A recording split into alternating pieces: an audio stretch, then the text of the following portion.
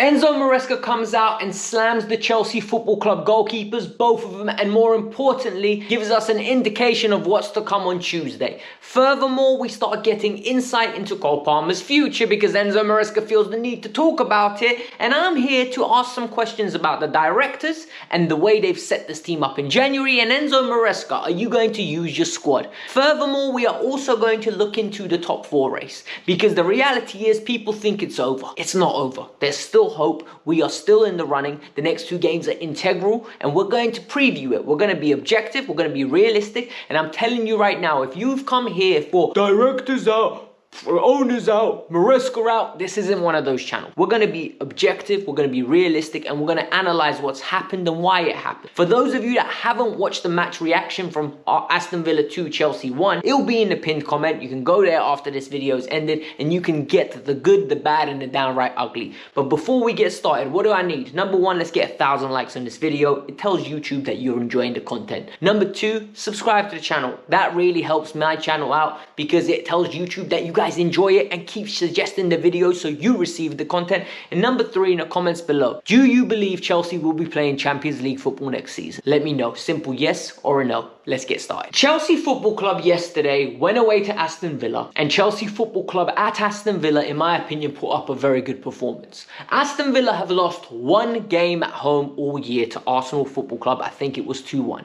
In that game, Ollie Watkins missed 2 absolute sitters, and Arsenal came away victorious because they defended well at the end and they earned the win through the set pieces. However, when you go away and you're 1-1 on the 89th minute and the ball goes through your goalkeeper, that's a mistake. That is an absolute mistake. 2 statistics that tell you how bad our goalkeepers have been this year. Number 1, since Boxing Day, yes, 26th of December, we have been giving up 13 points from winning positions. That means our strikers have put us in winning positions and all of a sudden our defense and our goalkeepers make mistakes. And a lot of you would say, you know what, why are you only blaming the goalkeeper? We have made 11 errors this year that have led to goals, right? 11 errors. 11 goals that have been conceded have been through errors. 6 of them have been from our goalkeeper. I'm sorry.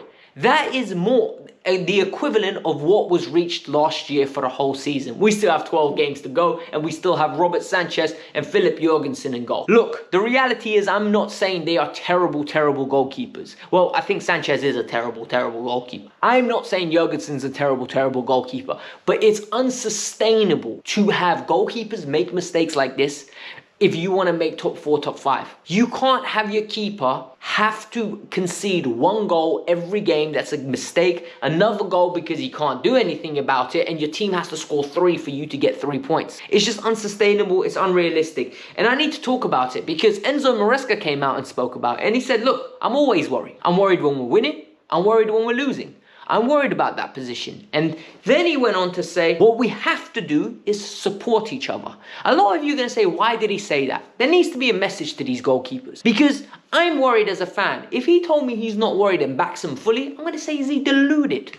Is he absolutely deluded? The only positive at this moment in time that I see between Sanchez and Jorgensen with his feet doesn't give me panic attack every time he's got the ball at his feet. Sanchez does. That's where I'm worried about Robert Sanchez. With Jorgensen, I know for a fact we're going to be more calm, we're going to be more collected, we can build up play. But he needs to do better with shot stopping, man. That was such a big mistake at a pivotal role. Then he was asked the question as if we weren't having enough problems. Do you think Jorgensen's going to keep his spot for Tuesday? And he came out with, I don't know yet, haven't decided.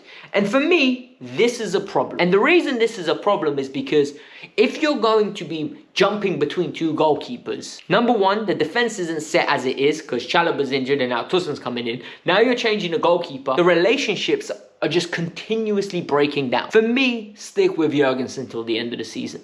Sanchez has made more than enough mistakes where, in my opinion, he doesn't deserve to come back into the team. Jorgensen's made his big mistake yesterday. It cost us points, but I don't want to be reactionary and say, sell him, he's rubbish, because for me, it's a stupid thing to do. However, the big thing we need to talk about is the directors. I've said this before, I'm going to reiterate this again. I am not the ownership's brown envelope. I don't think this is the most perfect ownership in the world. Yes, calling them perfect is an understatement, right? But the reality is we have money there. the money is there to spend, right? Even though the parameters are there, and okay, it has to be under 25, it needs to be on these kind of wages. They've bought 7 goalkeepers, the direct, and they've spent £100 million.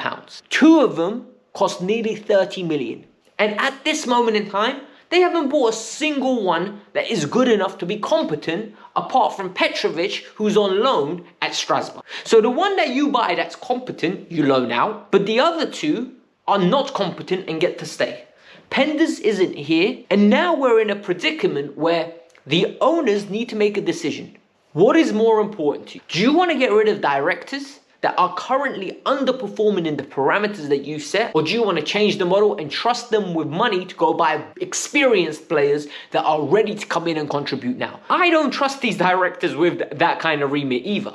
For me, regardless what happens, even if we make Champions League, if it was up to me, I would change the directors. I genuinely would. Before I look at Enzo Maresca, I'm looking at the directors, because I think the parameters that they had, they are failing in those parameters. They're not the most perfect parameters, but still, they're the conditions that you need to work under, and you're not doing a good job, let alone a great job, let alone a perfect job. Because if you look at PSG, they're working under similar constraints, and PSG are acquiring great level of talent. However, we are not on a consistent basis with the money that we're spending. As if we don't have enough problems, all of a sudden now, Enzo Maresca is being asked questions about Cole Palmer's future. Cole Palmer is the most important player Chelsea have at the moment. Cole Palmer, in my opinion, is the difference between Chelsea getting top 4 or top 5 Champions League football and not getting it. He needs to get back on form. Yesterday, he had a huge opportunity to put us 2-1 up with 10 minutes to go, and I think we would have saw the game out. However, he didn't take it, and all of a sudden, Villa got a little bit of a head of steam. They went and got the winner. However, after the game, they asked Enzo Maresca, what do you think of the chance missed? And he said, you know what, Cole's a top player. He belongs on the top table. He knows it's a huge chance missed. And I think this is a fair thing to say. People are like, why would he say that? Why is he sticking it on his best player? What is he meant to say? I feel sorry for Enzo Maresca. Then he went on to add, Cole's is very happy here. We're very happy to have him. He's going to be here for a long time. I know he has to reiterate this, but we have got a serious problem. And he also added, we can't depend on him. And for me, this is where the problem arose yesterday. It wasn't that Cole missed the chance. It's the last half an hour, and I break this down in detail. I explain to you guys why Chelsea lost to Aston Villa. It's in the pinned comment. Go and check it out at the end of this video. We literally lost the midfield battle, and Enzo Maresca, in my opinion, didn't help. And why he didn't help? Number one, in January 1, our squad was stronger than it was on February the 1st. That is a fact. You get rid of Vega, you get rid of Joao Felix, and all of a sudden, that's 2 players that would have been able to come on yesterday. They're no longer here. They're no longer here contributing. Carney Chukwuemeka would have been able to come on yesterday. You didn't trust him. You sent him out on loan. Why? Wages. I don't like it. I absolutely don't like it. In my opinion, this is a problem. Then we need to look at, that's the directors messing up, because they got us Amugu and Keenan Dewsbury-Hall on the bench. Enzo Maresca, you trying to tell me for the last 20 minutes, Keenan Dewsbury-Hall, who has played 60 Premier League games for Leicester City, he has played over 200 games in his career, would not be able to play 20 minutes.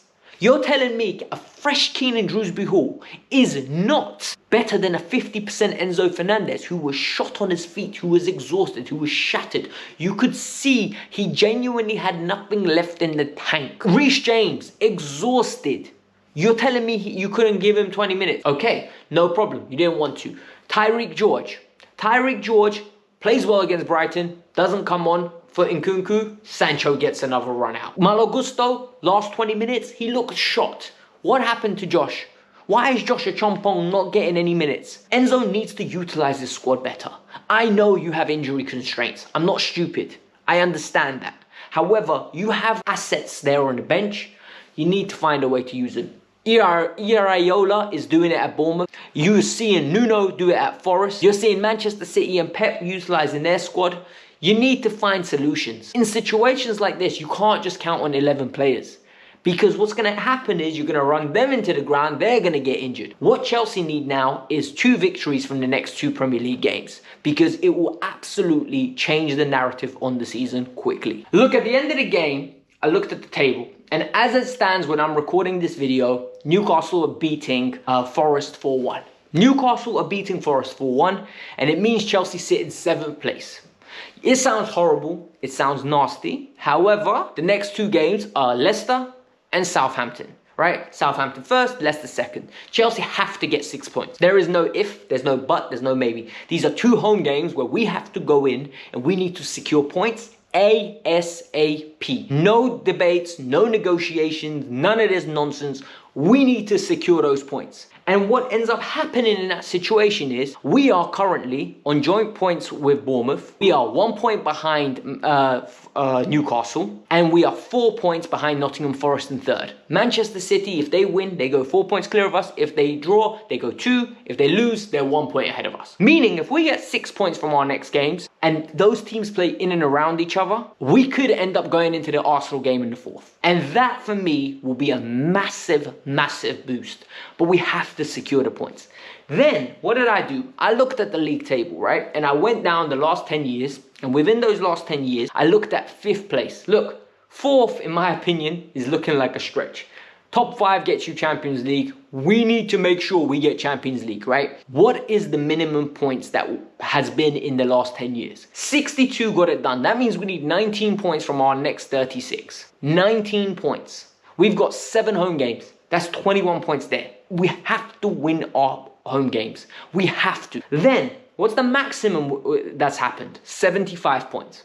We ain't getting 75 points this year. Under no circumstances are we getting 32 points from the next 36, right? That just is not realistic. This Chelsea team can't do it. Then, what's the average, or like the reality? The realistic one is somewhere between 68 to 70. I'm thinking worst case scenario, 27 points, then 36, 70 points, 100% gets you top 5. And for me, I don't think that's realistic either.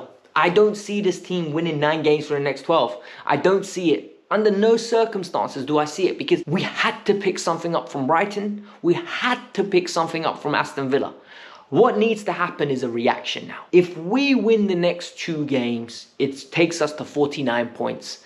Then we have Arsenal away. Then we have Spurs, Brentford, Ipswich, Fulham. We need to start picking up points. And if you can't pick up points against Brentford, Ipswich and Fulham, you don't deserve Champions League football the year after. We'll have our players back at that point. Spurs at home, we tend to do well. I'm petrified for that game. I can't lie to you. I really am. Spurs are a very good side. I respect them greatly. I really do. I know they're having a bad season, but they've got talent that can score goals, and we are lacking that at the moment. So it is what it is. Look, I wanted to be a lot more positive than I have been in this video. A lot of people always criticize me and say, you're always positive. I like to be a positive person. It's not fake positivity. It's just how I live my life. I live my life glass half full. I look for solutions, and I don't look for ways that to put myself down and just go into a glimpse of, oh my god, we can't do anything. So what I want from you guys now is, in the pinned comment, I have the Aston Villa versus Chelsea full match review. Go check it out. Let me know your thoughts. Hit that like button, subscribe to the channel. Peace out. I'm out.